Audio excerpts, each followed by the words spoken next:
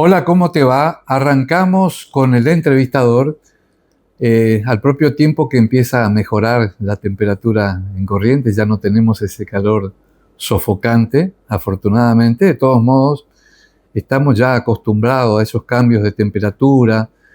Vos sabés que el clima viene mutando rápidamente y nos somete en muchos casos a inclemencias a las cuales, digamos, no estábamos tan habituados. Pero bueno, es el fenómeno climático, en definitiva, al que tenemos que acostumbrarnos. Enrique de Niri, ¿cómo está? Buen día. Pero muy bien, Rubén, buenos días. Bueno, Enrique, vamos a finalizar hoy las efemérides del mes de marzo. Tenemos todavía 5 fechas para hacer alusión.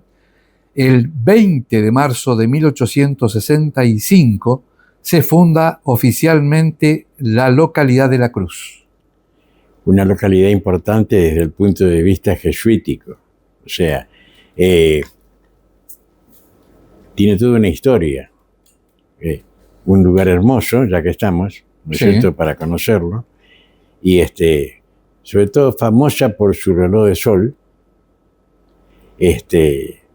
También yo creo que lo mejor que ha escrito uno de los historiadores de la Junta, que es oriundo de La Cruz, es precisamente un folleto sobre la historia de La Cruz, que es maravilloso, que tiene los conocimientos básicos necesarios. También un rescate arqueológico mal hecho, porque fueron hay esa leyenda de los tesoros de los jesuitas. Los jesuitas eran grandísimos comerciantes, habilísimos financieros, y además estaban al lado de los que mandaban. Eran con una destreza palaciega impresionante. Entonces, la idea esa de que detrás de cada misión jesuítica hay un tesoro enterrado, ha representado catástrofes. Porque, por ejemplo, en el diario acá aparece, ¿no? Autorízase al coronel Toledo, el famoso coronel Toledo, a retirar de La Cruz 5.000 tejas. Claro. O sea que fueron sacando los techos, digamos, de las casas de las misiones y un reloj de sol. Afortunadamente se ve que el reloj de sol no le interesó y ahí quedó, no se tocó. Pero hicieron una tremenda zanja en el medio que empezaba como los túneles acá, ese que era una cloaca, un desagote, una cosa así en la casa de gobierno. Sí. Bueno, era también, porque estaba hecho con cerámica, una cosa hermosa, porque estaba bien hecho. Pero no era digamos, la cueva de un tesoro ni nada por el estilo. Así que es mucho lo que habría que hablar de La Cruz. Es un lugar para conocerlo. Muy lejos de la capital. Ese es el problema. Para los capitalinos nos queda lejos. Ese ¿no? es el problema. Hay que tener en cuenta que está muy cerca de Yapeyú. Si uno va a lo que alguno ha llamado la Belén argentina, ¿no es cierto?, que es Yapeyú, para conocer la cuna de San Martín, ahí nomás cerquita puede aprovechar y hacerle una visita a La Cruz. Sí, seguro. Tengo amigos en La Cruz, así que en algún momento vamos a ir a visitarlos. Vamos a otra fecha. El 21 de marzo de 1622, el jesuita Pedro Romero funda la reducción de Yapeyú, justamente. Y bueno, lo interesante de recordar de Yapeyú es no solamente que es una de las fundaciones jesuíticas y que es, digamos, una línea, un punto rojo, un punto clave de la historia argentina, sino que además era, desde el punto de vista de las reducciones, muy importante, porque ahí es donde empezaron los trayectos. Eso aparece en la película La Misión, cuando el lugar desde el que salen con las canoas esas que van con las hojas de palma y van cantando y remando. Bueno, salían de Buenos Aires, ¿no es cierto?, llegaban a Yapeyú y ahí empezaban los trayectos terrestres. Pero aparte de Yapeyú las misiones estaban especializadas. Estaba la que estaba especializada en hacer instrumentos musicales, hacía un montón de cosas más, pero digamos, lo que otras no hacían. Las que hacían ornamentos, ¿no es cierto?, bordar manteles, qué sé yo, y estaban las que eran especialmente ganaderas, que eran, Yapeyú era tenía una famosa vaquería del mar que estaba en lo que ahora es el Uruguay, que duró hasta que se apoderaron de eso los portugueses, ¿no es cierto? Y que los indios ahí empezaron a tener problemas con los correntinos porque empezaron a sacar animales a vaquear dentro de Corrientes. Eran todos grandes jinetes, por supuesto, y capacitados para manejar el ganado. Y además, por supuesto, como todas las culturas ganaderas, rebeldes. ¿No es cierto? Difícil. Yapeyú durante las guerras guaranéticas va a ser el refugio de los indios que pelean contra esa alianza absurda que hicieron los españoles con los portugueses, que es un poco la que describe la película, ¿no es cierto? Que terminan acabándolos. Y eran los que tenían, digamos, no solamente el dominio de los caballos, sino que ¿por qué San Martín pide gente de Yapeyú? Porque un regimiento de granaderos a caballo y tiene que equiparse con gente que sabe andar a caballo. Y otra cuestión ahí, nunca le mandaron 300, jamás. Correntinos que hayan estado en el combate de San Lorenzo, yo escuché una discusión como de 1 hora entre 2 historiadores importantes que discutían si eran 16 o 18. Parece que fueron 18, en definitiva, ¿no es cierto? Una discusión entre Arturo de Carranza y un historiador de Buenos Aires, ¿no es cierto?, respecto a cuántos eran los indios que realmente llegaron al regimiento de granaderos a caballo. Está la lista, ¿no es cierto?, en la que está Cabral, que no era de Yapeyú, y eran un número que creo que nunca pasó. En el mejor de los casos fueron 70, una cosa por el estilo. Jamás pensar, porque aparte de la cuestión, las misiones, si mandaban 300 hombres, se quedaban sin gente para defenderse. Claro. Así que no le iban a mandar nunca 300. Ahí. Y después están todas las leyendas y tradiciones y todas las metidas de pata. Pero, por ejemplo, cuando se hizo toda el reacondicionamiento de Yapeyú en la época de los gobiernos militares, encontraron un montón de cosas. Hicieron un museo, inclusive, un museo que le decían, que lo hizo el arquitecto Salas, el museo. Un museo que le decían, ¿cómo se llama el motel más importante que había acá? No me acuerdo. Bueno, porque era parecido, eran unos módulos que eran como cuartitos, digamos, cada uno, y ahí estaban instaladas las piezas arqueológicas. Y, por supuesto, pasó lo de siempre, aparte la cantidad de piedra que se fue robando, que la gente sacó para hacer sus casas. Sí, es un lugar, reitero lo que ya dije otras veces, yo a la historia la puedo tomar desde el punto de vista de los documentos, desde el punto de vista de la tradición o desde el punto de vista del folclore. La tradición en Yapeyú es poderosa, tiene un montón de cosas, pero no quiere decir que sean ciertas, no las respaldan los documentos. Y bueno, y el folclore ya sabemos cómo es. El folclore toma, digamos, lo que es más vendible en el momento para la gente. Así que yo digamos que en el caso de Yapeyú, que es un lugar que estuvo siempre en pugna con Corrientes, no era que se llevaban bien. El gran enemigo de los yapeyuanos eran los correntinos. Los grandes enemigos de los jesuitas eran los correntinos. Los grandes enemigos, además, eran Ciudad Real y Asunción. O sea, eran el éxito de los jesuitas, que no era un éxito, era un éxito económico, no era un éxito metalífero. Y despertó una envidia enorme.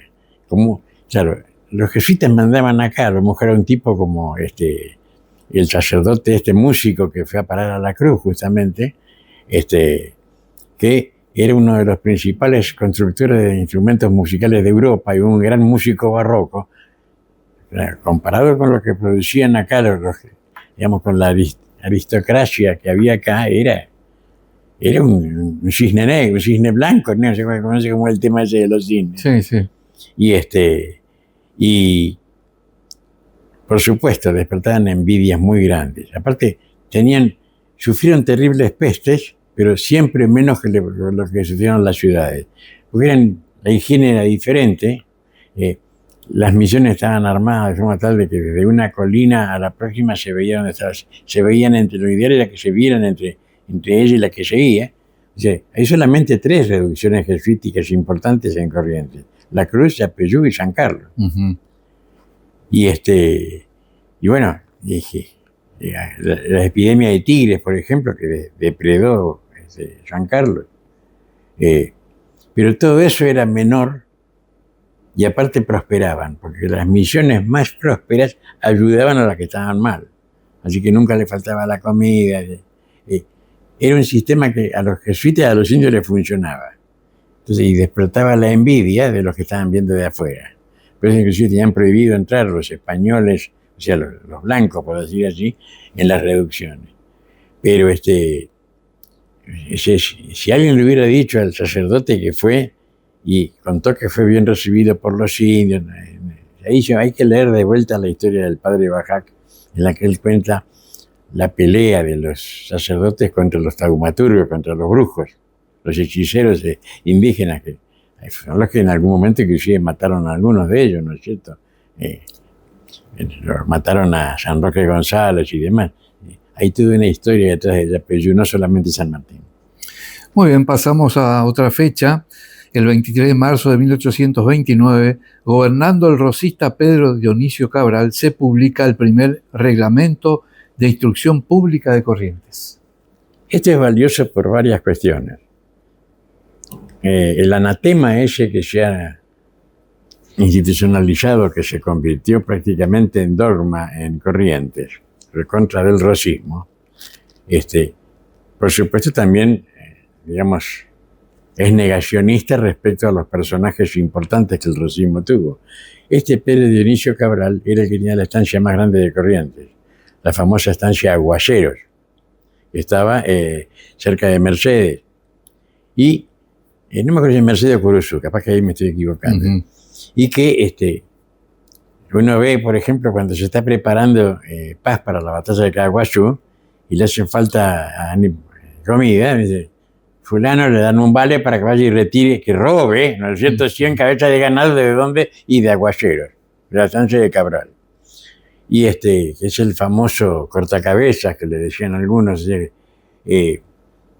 el que los trae a los Virasoro. Después de la gran derrota de Arroyo Grande, los Virasoro se van al Brasil.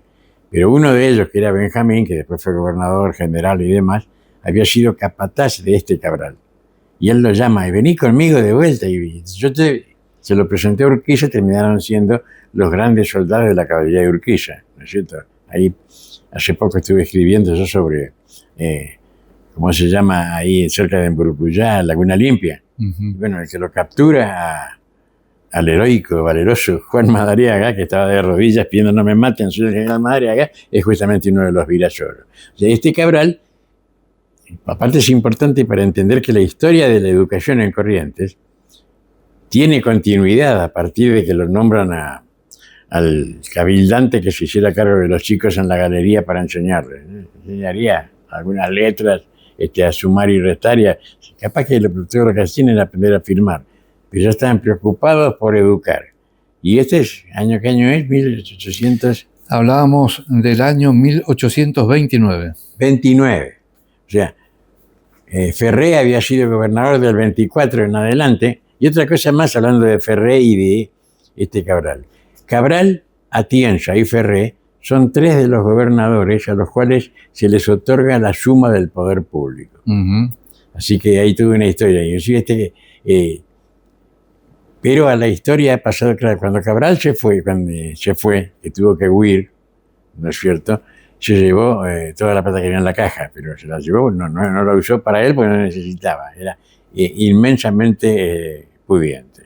Así que una de cal, una de arena. Sí, tenemos que recuperar toda nuestra historia, ¿no es cierto?, argentina y correntina. Y de la historia correntina, los rosistas son una parte. Bueno, nos quedan 2 fechas, vamos apurando el tiempo para terminar con este bloque. El 30 de marzo de 1735, luego de derrotar a los comuneros en Tabaí, las milicias correntinas entran en Asunción al mando de Zavala. El tema es también, los famosos comuneros se jugaban una apuesta, pero la realidad es que cada vez que Decían, venimos de orden del rey, todos estaban de rodillas ahí pidiendo perdón. Y por supuesto, había un problema. ¿Quiénes eran las milicias correntinas? Eran los indios. ¿Los indios de dónde? De Itatí. Y entonces, aparte, los indios eran, digamos, yo no sé si decir salvajes, crueles, eran de la época, no se llevaban bien con los correntinos, cuando tenían la oportunidad le pegaban. Y los comuneros estos que habían estado manejando casi un año prácticamente la ciudad de Corrientes, y no hicieron buena letra, dejaron un montón de enemigos. Así que, que reitero, los comuneros no eran antecedentes de la Revolución de Mayo, eso es falso. Eran gente que había perdido sus privilegios. Martín Fierro no le gustaba lo que venía, era el que quería que volviera lo que estaba atrás. Era un conservador a ultranza, a toda costa. Es así el tema. Perfecto, nos vamos a la última fecha, el 31 de marzo de 1839, en Batalla de Pago Largo, una sangrienta derrota que al hacerse legendaria se erige en pilar de la correntinidad. Es uno de los, digamos, dentro de lo que sería el Padre Nuestro, el Gloria de la historia de Corrientes, el number one es Pago Largo, de Corrientes en cuanto a Corrientes. Y habría que analizar toda la historia de Berón de Astrada, ¿no es cierto? Que su primer batalla en serio fue esa, primera y última. Y porque era un hombre que había hecho una carrera peleando contra los indios, no tenía, digamos, no tenía la formación sanmartiniana ni nada por el estilo. Y enfrente estaban tipos que eran soldados fogueados. Los artilleros que tenía Echagüe eran los artilleros de Brown. Lo bajaban de los barcos con sus cañones, así que no erraban un tiro. Mientras que el pobre Berón de Astrada lo tenía Ocana, que era un francés, que era panadero, una cosa por el estilo, ahí creo que en Bellavista, no me acuerdo dónde. Él dijo, yo fui artillero de Napoleón, pero no. Y aparte tenía poquitos cañoncitos.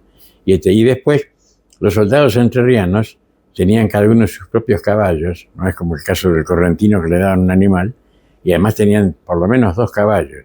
Y eran soldados, Entre Ríos en esa época era nada, por eso es que se llamaba La Bajada, en Paraná no existía, pero eran todos tipos que eran, digamos, de armas tomar, mientras que los correntinos eran más gente de campo, estaban acostumbrados al trabajo, o sea que los agarran a la siesta, por sorpresa, durmiendo con el pedazo de carne en el estómago.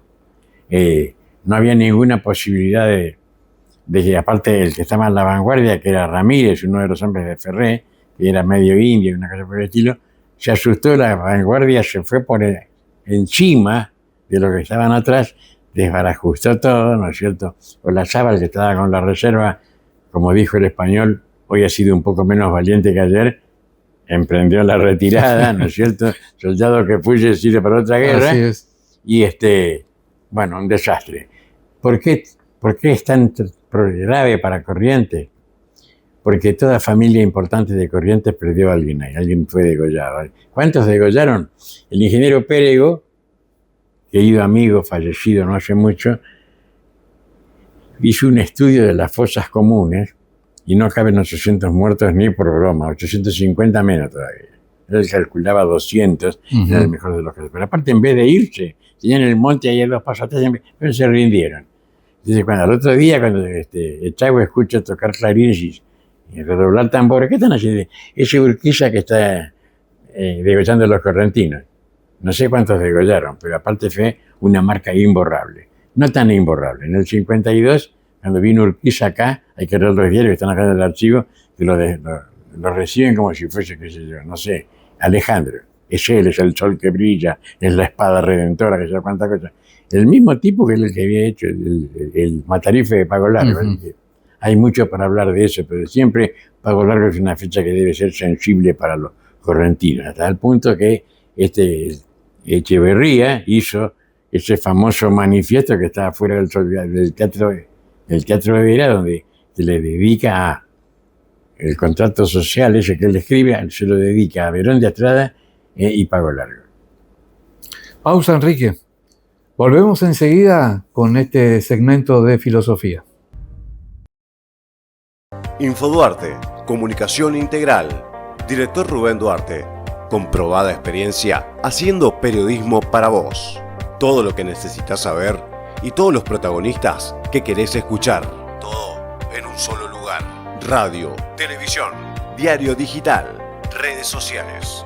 El valor de la palabra y la información con la responsabilidad periodística de Rubén Duarte. Infoduarte, comunicación integral. Periodismo para vos.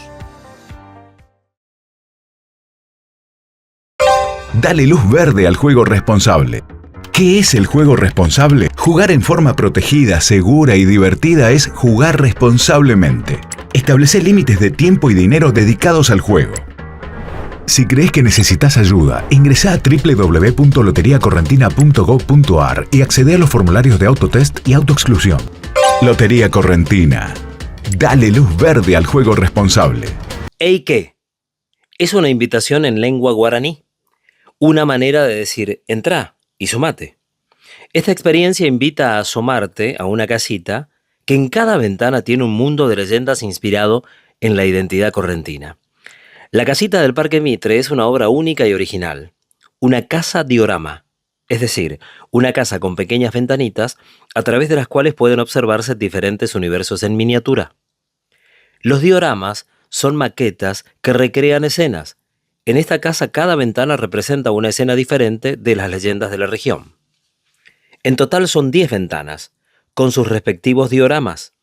En cada diorama se utilizaron diversos materiales con el objetivo de crear una experiencia original y sorprendente para los pequeños visitantes que se asomen a las ventanas de la casita.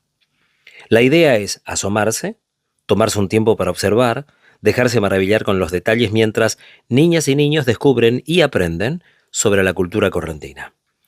La experiencia se completa con un desafío previo, un sorprendente laberinto que los visitantes deberán sortear para acceder a la casa diorama.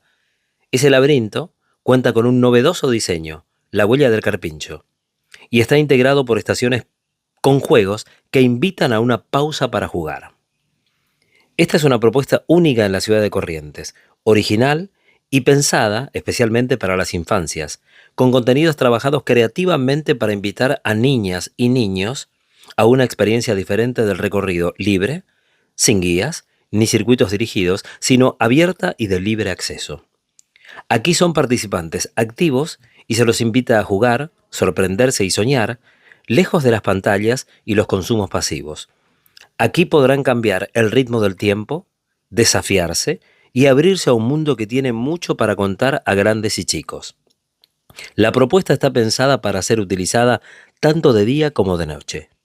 Vení a conocer Eike, la casita diorama del Parque Mitre.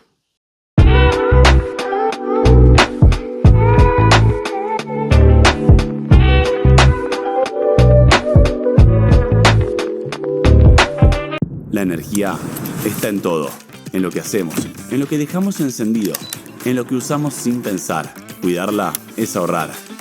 Si usas lavarropas en frío y con ciclos cortos, enchufa el cargador solo cuando lo necesites. Poné el aire en 24 grados y plancha todo junto, no de a ratos. Pequeños cambios logran mucho. Súmate al ahorro de energía. Gobierno de Corrientes.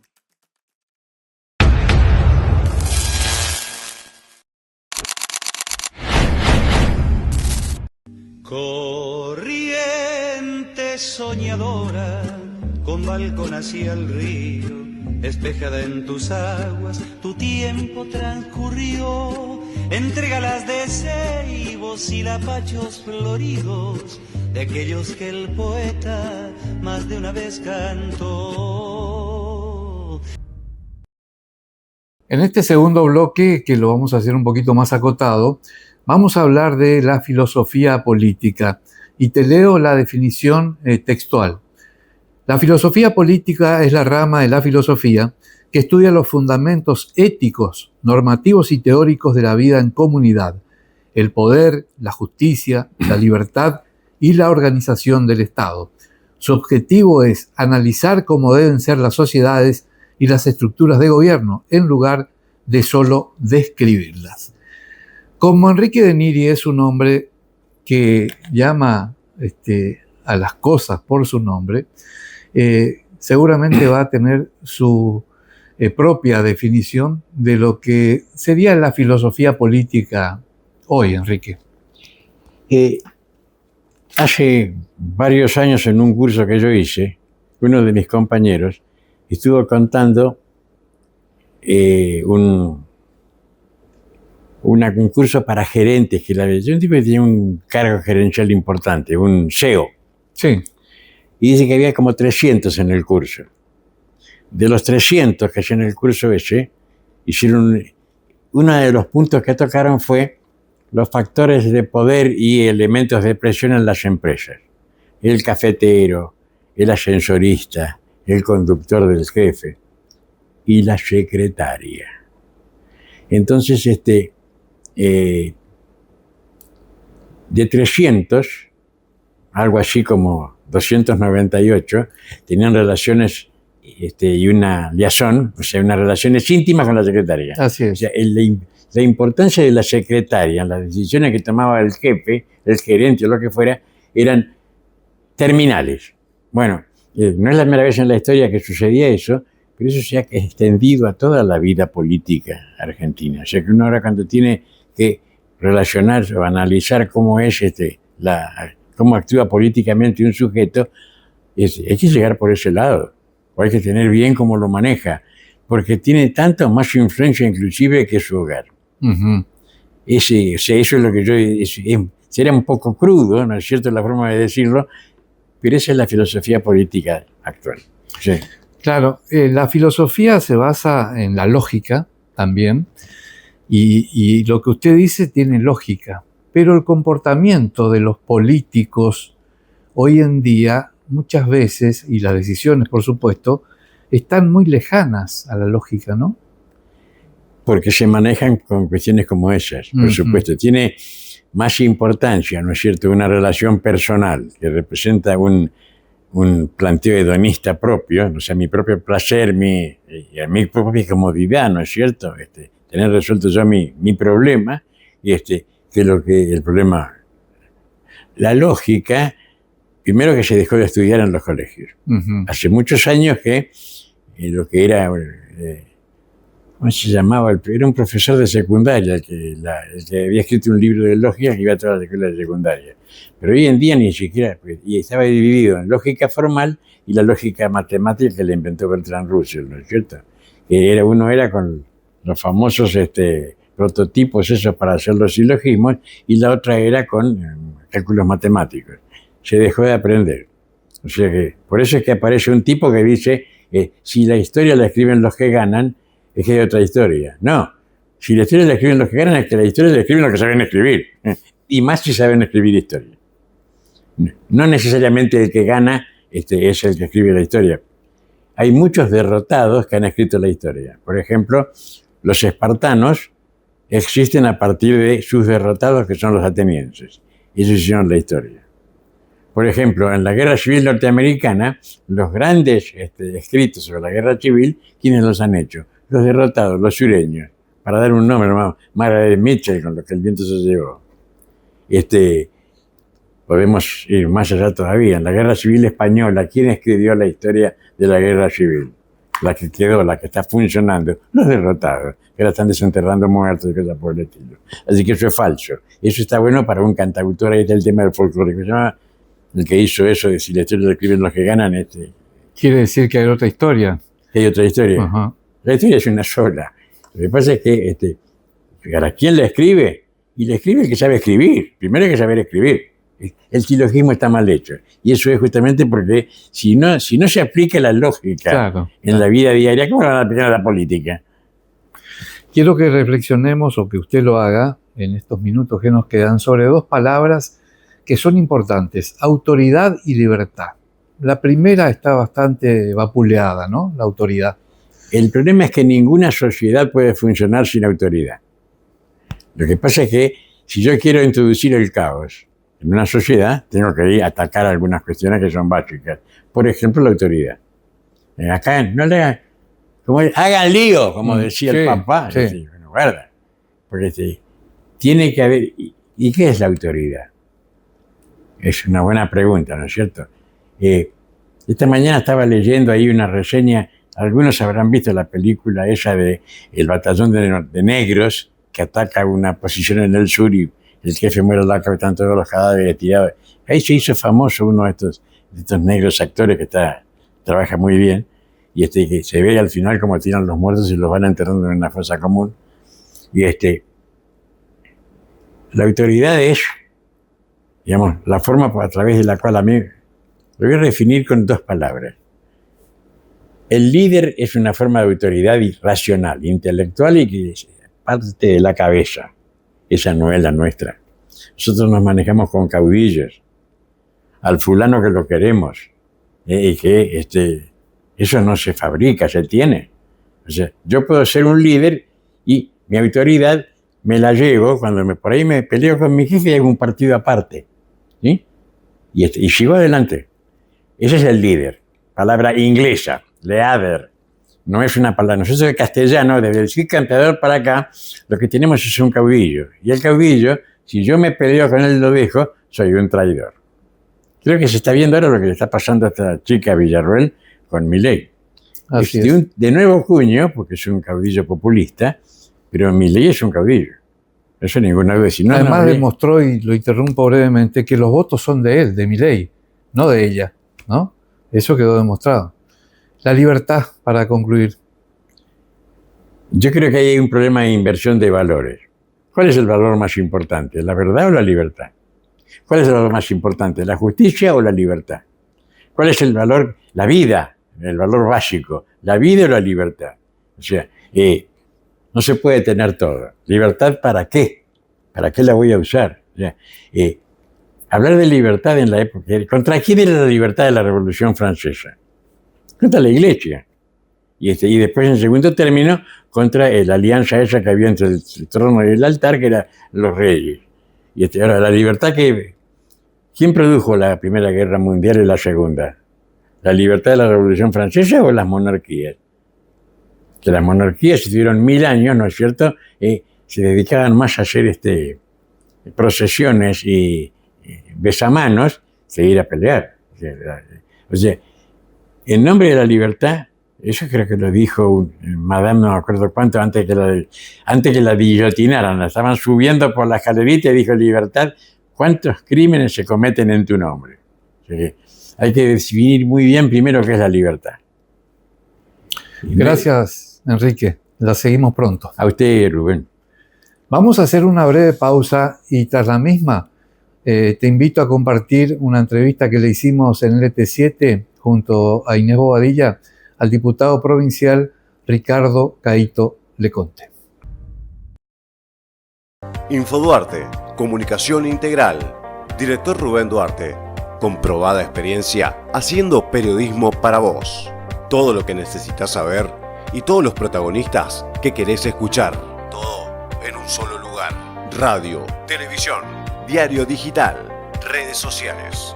El valor de la palabra y la información con la responsabilidad periodística de Rubén Duarte. Infoduarte, comunicación integral. Periodismo para vos. Dale luz verde al juego responsable. ¿Qué es el juego responsable? Jugar en forma protegida, segura y divertida es jugar responsablemente. Establece límites de tiempo y dinero dedicados al juego. Si crees que necesitas ayuda, ingresa a www.loteriacorrentina.gov.ar y accede a los formularios de autotest y autoexclusión. Lotería Correntina. Dale luz verde al juego responsable.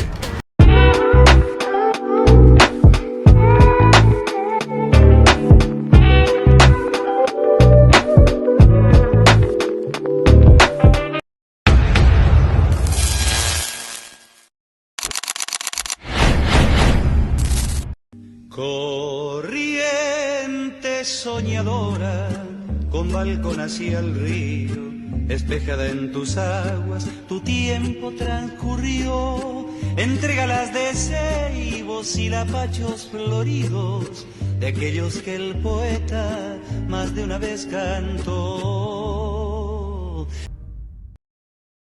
Va a abrir el fuego entonces con la primera pregunta. Antes te saluda Inés Bobadilla. Inés.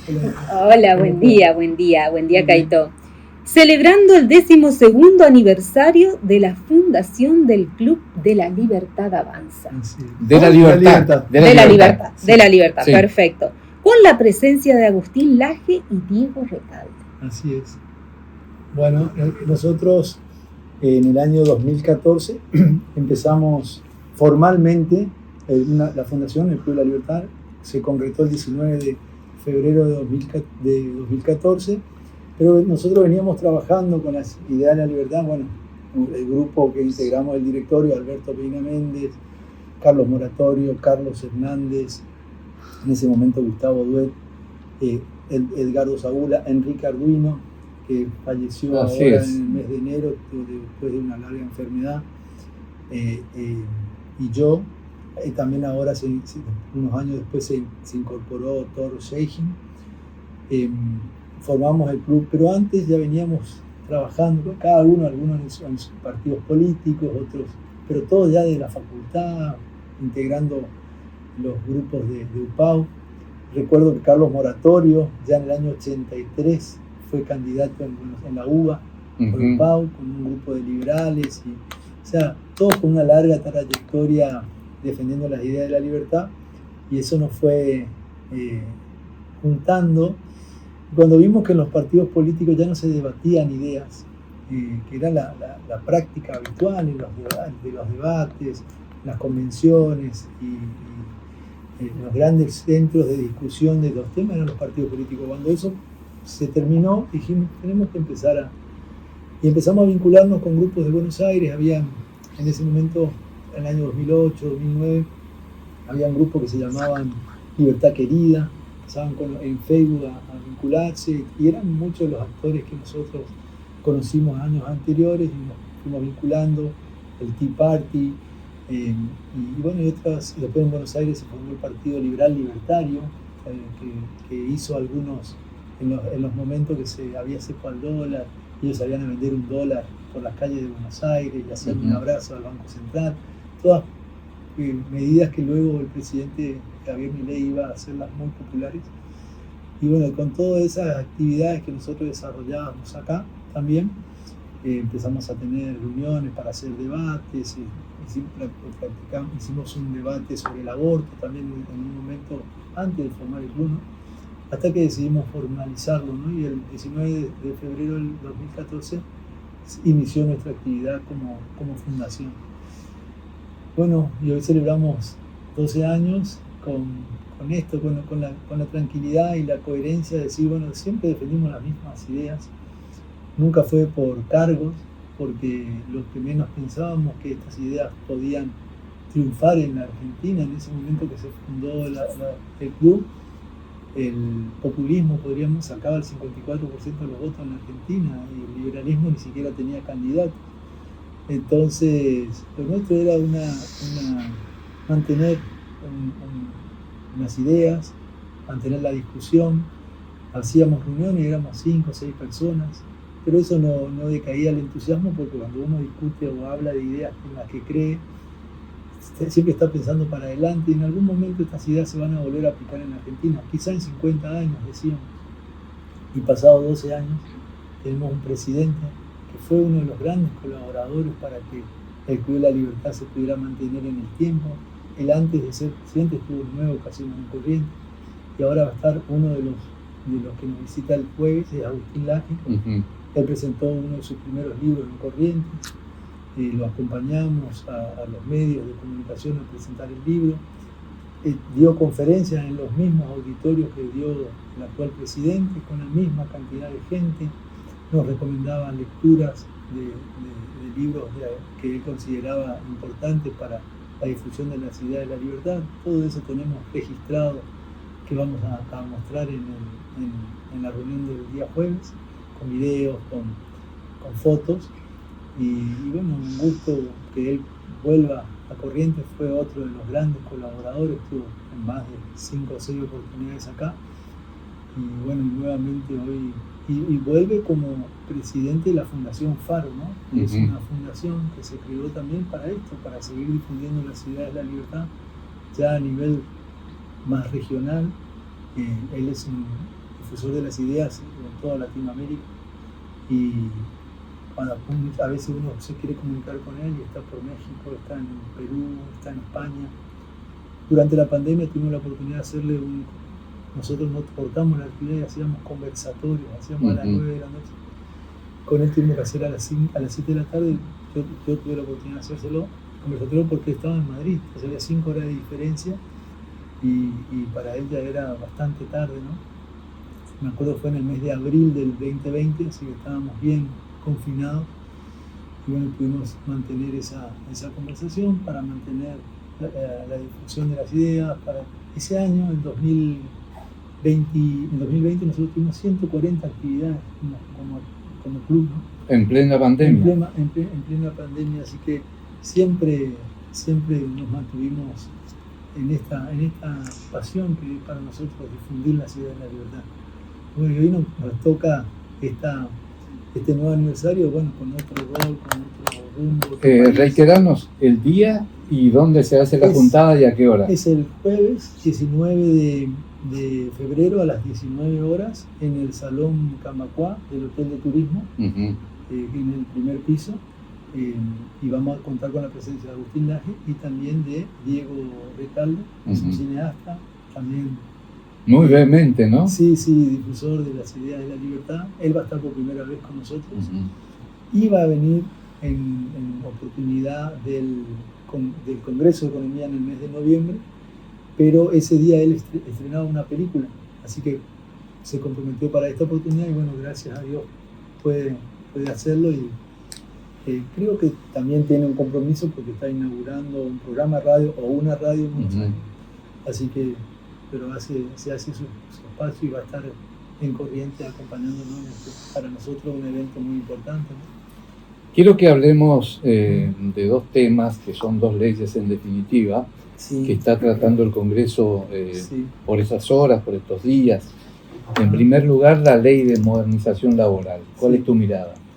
Bueno, yo tengo una mirada favorable. Creo que bueno, Argentina tiene una deuda con los trabajadores, una ley, nos estábamos rigiendo con una ley que tenía más de 50 años y con consecuencias evidentes, negativas para los trabajadores. Escuchábamos y veíamos en las imágenes en el momento del tratamiento y en los debates también, que esta nueva ley de modernización le quita derechos a los trabajadores. Ese era el argumento de muchos de los que protestaban y daban su punto de vista. Y entiendo que no es así, que viene a modificar un estado de situación negativo, porque acá se habla que se le quita derecho a los trabajadores, que no es así, pero lo que sí es evidente es que hoy en Argentina hay 6 millones de trabajadores formales, u 8 creo, y 8 millones de trabajadores en la informalidad. Entonces, acá lo que se busca es que 8 millones de trabajadores tengan derechos.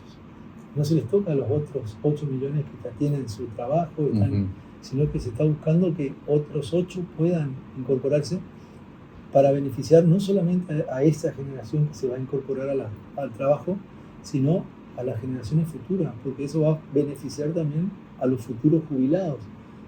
Porque el problema que tenemos, y bueno, es conocido por todos, es el tema de la situación de los jubilados, pero eso se debe a años de no atacar justamente el problema laboral de fondo, lo que nos llevó a que tengamos 2 aportantes por cada uno de los jubilados.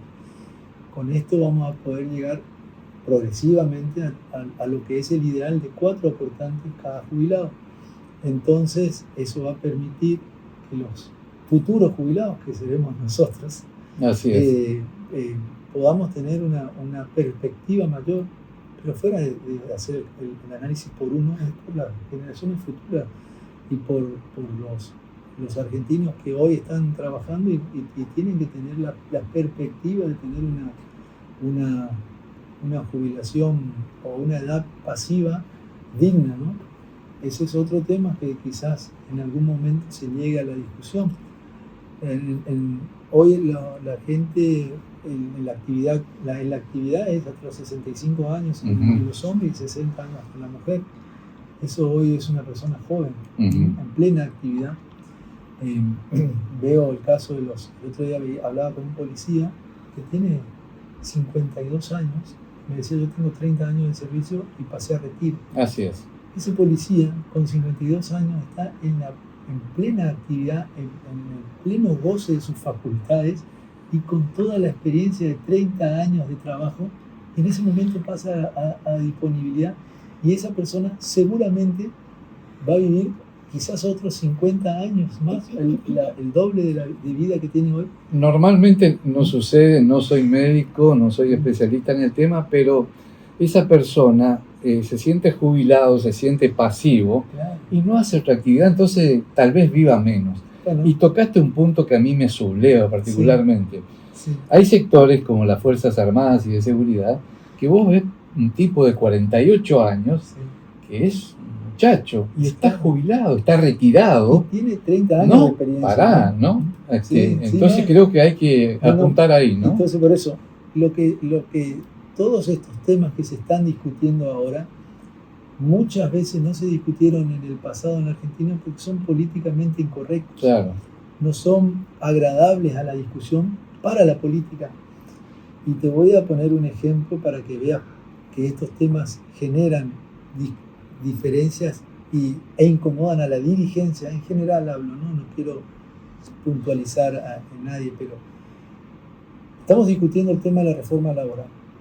Estamos viviendo una crisis en empresas, por ejemplo, en el rubro textil, en Corrientes, hago pie porque en Goya estamos viviendo una situación particular. Así es. ¿Y eso por qué?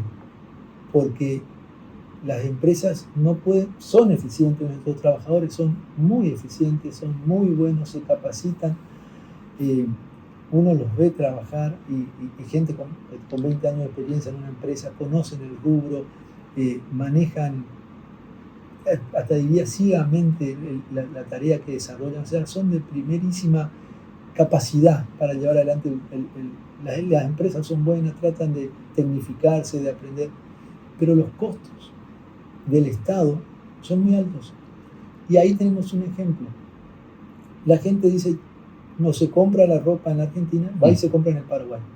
En la Argentina pagamos de impuesto a las ganancias 35%, pagan las empresas, paga el contribuyente.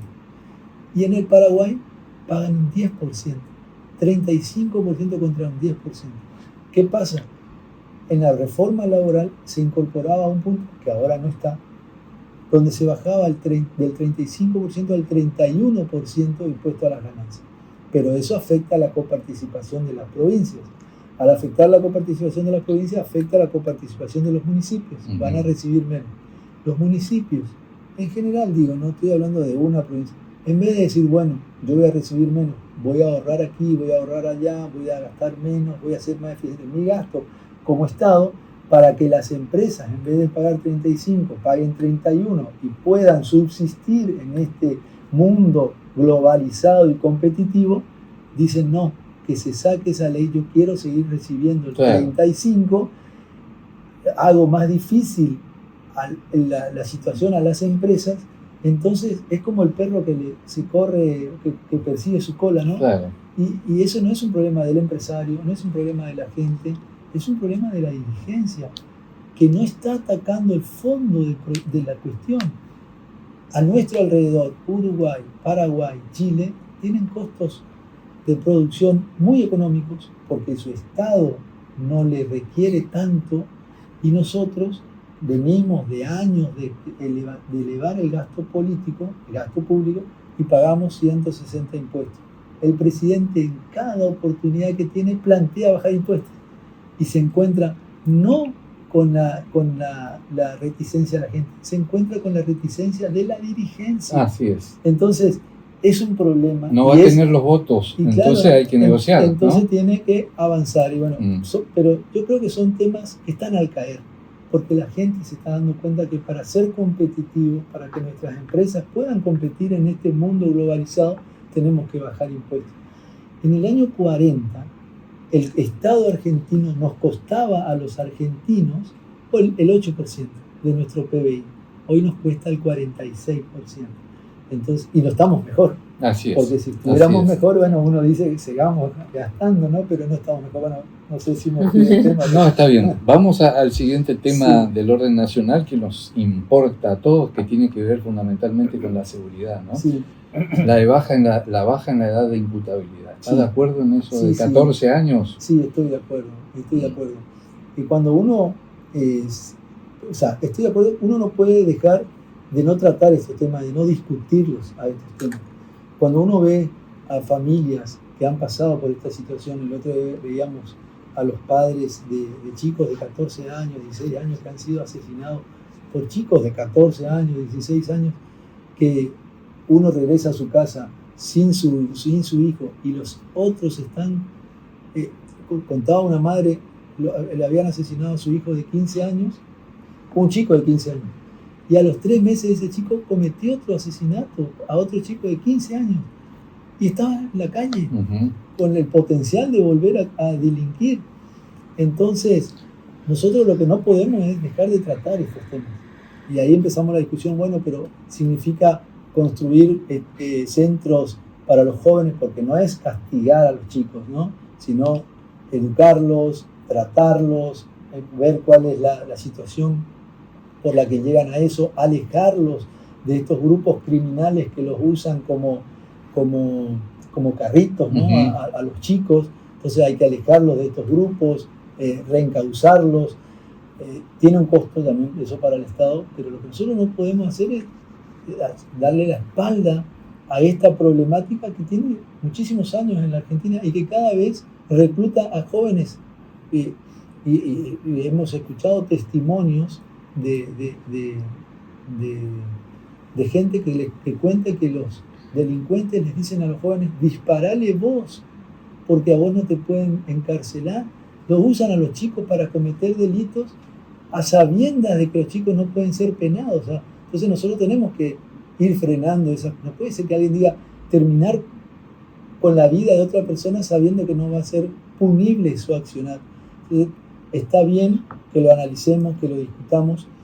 Tuvo más votos de lo que se esperaba. Evidentemente no es un tema partidario, ¿no? Es un tema que cruza a toda la dirigencia, a todo el pueblo argentino. Acá no hay partido político, todos los sectores han sufrido este tipo de problema en cada familia. Entonces hay que atacarlo. Seguramente se podrá ir mejorando, se podrá ir analizando, iremos aprendiendo de la cuestión, pero así como en su momento hemos analizado si los chicos tenían que votar a los 18 y estaban capacitados para votar a los 16, y hemos superado ya esa instancia, también sabemos que los chicos a los 14 años están en condiciones de ser conscientes de la criminalidad de sus actos, y bueno, pero también conociendo que hay una posibilidad de ir a un instituto, de ser recausado, educado. Tenemos que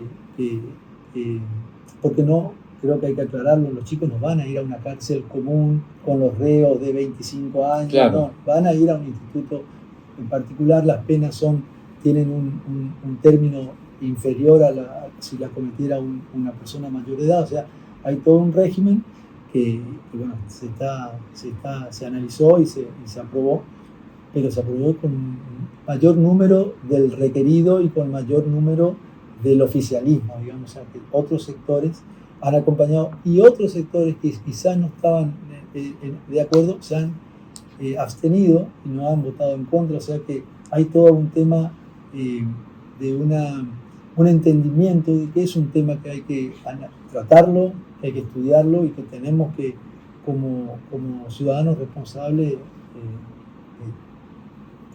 atacarlo, porque es un flagelo que en este país los delincuentes utilicen a los menores para poder salir indemnes, digamos, de sus delitos, de sus fechorías. Así que el Estado está empezando a dar respuestas a esa familia y al ciudadano común que sabe que estas cuestiones van a tener un castigo, digamos, y no va a quedar en el saco roto. Estamos hablando de problemas graves, ¿no? Tenemos poco tiempo, la próxima te prometo más minutos. Perdón, yo que en un minuto, ¿qué expectativas tenés para este ejercicio legislativo 2026? Bueno, mi expectativa es dar la batalla cultural. Que está muy avanzada, ¿eh? Sí, está muy avanzada. Sí, yo entiendo que sí, ya está en la conciencia de la gente, pero esto, poder poner en agenda temas de discusión que tienen que ver con el Estado. El Estado, en definitiva, somos todos, entonces tenemos que transparentar el manejo de la cosa pública, todos tenemos que tener acceso a la información de las cosas del Estado, tenemos que transparentar en qué se gastan los recursos del Estado, tenemos que ser más eficientes en el gasto, tenemos que gastar menos, tenemos que bajar impuestos, la gente tiene que disponer de sus recursos de manera libre y que no sea el Estado el que los retenga de manera coercitiva. Para eso también quiero que en los tickets de gasto la gente sepa cuánto realmente le sale un producto y cuánto es lo que el Estado le recarga con una tasa municipal, con un impuesto provincial o con un impuesto nacional. O sea, todo cuestiones que tienen que ver con la transparencia, con el acceso a la información, pero sobre todo con la eficiencia y el gasto menor del Estado para que ese costo del 46% se vaya reduciendo y que podamos tener un Estado más eficiente, que nos dé mejores servicios y que no les signifique tanto al contribuyente, a la persona común que quiere emprender, que quiere trabajar y que muchas veces el Estado, en vez de acompañarlo, lo termina haciendo desistir de cualquier proyecto y no ser un socio malo en vez de ser uno que lo acompañe y lo ayude a salir de una situación o de proyectar un mejor futuro para cada uno y su familia.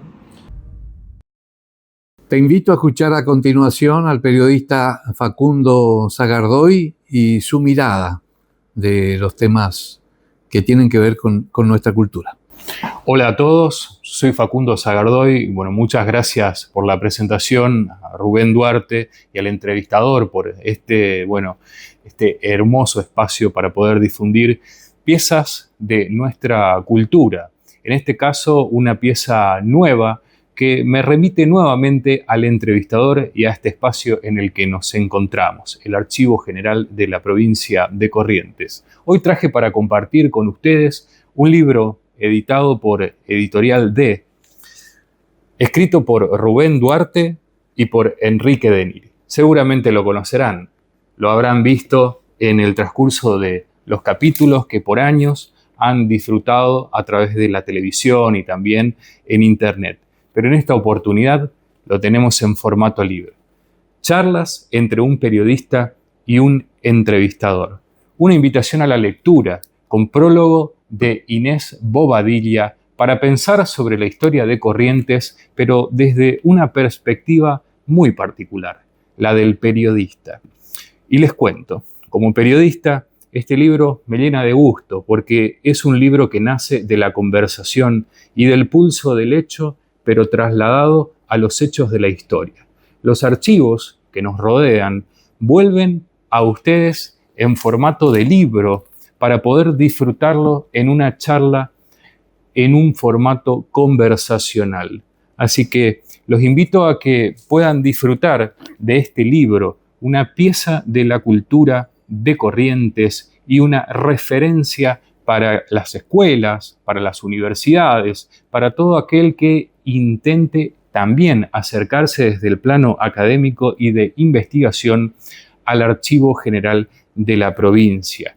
A través de sus páginas pueden recordar a próceres de la historia de Corrientes que pasaron por el siglo XVIII, el siglo XIX, pero también debates contemporáneos como el federalismo, quiénes somos, hacia dónde vamos desde una perspectiva filosófica, los límites de Apipé, un tema muy actual en debate dentro de los recintos parlamentarios de las provincias y de la nación y también de la vecina nación del Paraguay. Aquí lo tienen, charlas entre un periodista y un historiador, Rubén Duarte y Enrique de Niri. Y los dejo con esta frase que nos dejan ellos en la portada del libro editado por Editorial D: la historia se hace con lo que quedó.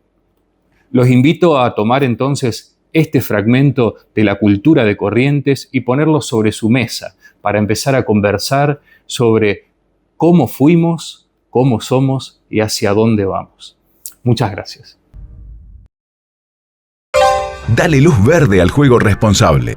¿Qué es el juego responsable? Jugar en forma protegida, segura y divertida es jugar responsablemente. Establece límites de tiempo y dinero dedicados al juego. Si crees que necesitas ayuda, ingresa a www.loteriacorrentina.gov.ar y accede a los formularios de autotest y autoexclusión. Lotería Correntina. Dale luz verde al juego responsable. Infoduarte, comunicación integral. Director Rubén Duarte. Comprobada experiencia haciendo periodismo para vos. Todo lo que necesitas saber y todos los protagonistas que querés escuchar. Todo en un solo lugar. Radio, televisión, diario digital, redes sociales. El valor de la palabra y la información con la responsabilidad periodística de Rubén Duarte. Infoduarte, comunicación integral. Periodismo para vos.